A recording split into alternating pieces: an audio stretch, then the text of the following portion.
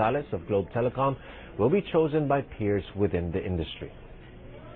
Now, joining us this morning to tell us more about this year's CFO of the Year awards are Finex President Ed Francisco and Mr. Greg Navarro, the chairman of the Finex Good Governance Committee. Gentlemen, thank you very much for joining us this morning.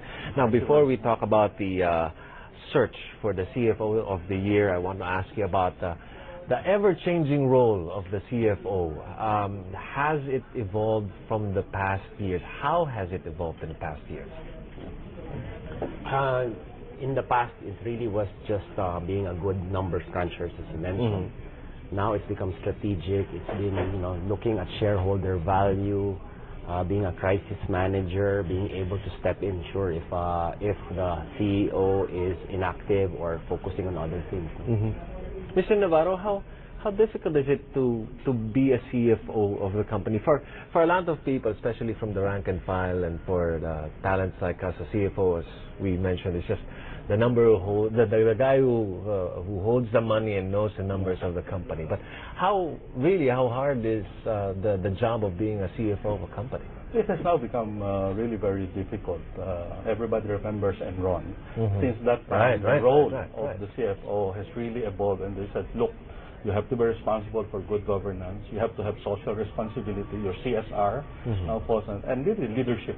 Everybody's looking for the CFO's leadership. If you would remember, after at the outset of the industrial age, the CEOs or the top management of companies come from operations, because you have to know the nitty-gritty of the business.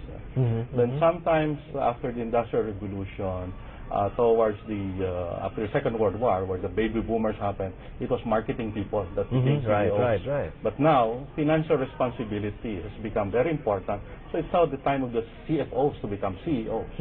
And that means you have a lot of honing to do on leadership skills in particular, not just numbers. And how do you develop a person who was just minding the numbers of the company into someone who can really be a leader, not just a really second liner, but someone who can replace a CEO in case of any emergency? Yeah. This is where your personal development comes in. You really have to seek it out. It is not only a personal desire to improve or to become a leader of the company, but it is demanded by the market. Because the market, like you guys, will ask the CFO, what are you doing in terms of strategy? You cannot say that, ask corporate planning. No, the CFO has to be able to answer that question. What are you doing in terms of CSR? The CFO, of course, at the end, it involves everything. In the end, it would involve numbers. Okay, everything you do will have to be translated to the dollars and cents. And who is the best guy to be able to translate that?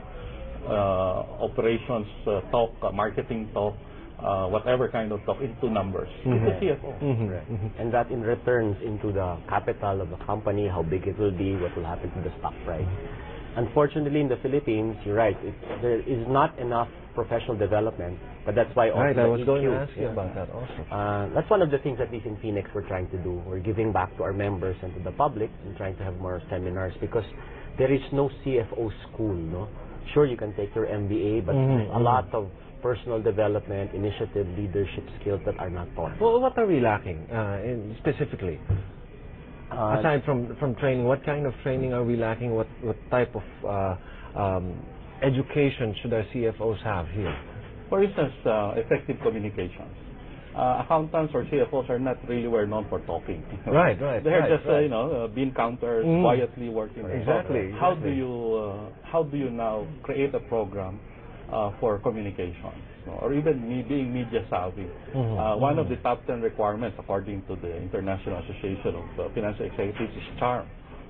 So how CFO has to have charm? Right. You have to charm, I guess, money out of your pocket. How do you develop charm? Correct. So those are some of the leadership and I guess what you call soft skills that are needed. Right. So that I guess some of the postgraduate courses at AIM and abroad are taking care of those leadership skills. I guess most of Columbia, Harvard, Wharton, they have these postgraduate short courses on leadership. AIM also has that. That has now been, I guess, in the last couple of years, very much in demand. And as of now, it's just only the AIM who's offering those aspects of education for the CFO and the financial Well, officer? the Finex also has, because annually we ask our people, what kind of forums or programs do you want us to bring you? That's so great, we either that's invite great. people abroad, or we create these monthly forums. There's a lot of monthly forums that have. Today, actually, there's one forum on auditing the auditors, for instance. So it's a forum that our CFOs and CEOs want to attend. So those are the types of things that are needed. Mr. Francisco, what makes a good CFO, aside from the aspects that we've talked about?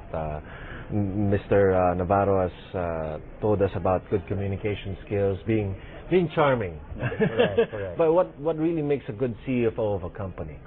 I think one of the key skills also is being able to make the unpleasant decisions, being able to present it to his board if necessary. You're not necessarily there to be the yes man for the CEO. If you think it is a strong strategic move and the numbers don't justify it, you should take a stand. If you think that the numbers you have, there is some hocus pocus, you should take a stand. And so you have to be able to balance yourself, making the unpleasant news to the board and presenting it, and also to your shareholders, because generally the CFOs are the ones who attend the road shows when they talk to analysts, to briefings. So they also have to be able to deliver it in a way that is understood. If you talk like just a numbers person, you turn the people off. But if you can talk and empathize with them, which is something I guess we want them to learn better, then at least the people will understand and not necessarily also hit your stock price. If you decide that you're being open, being transparent, and you think for the long term it's good for the company.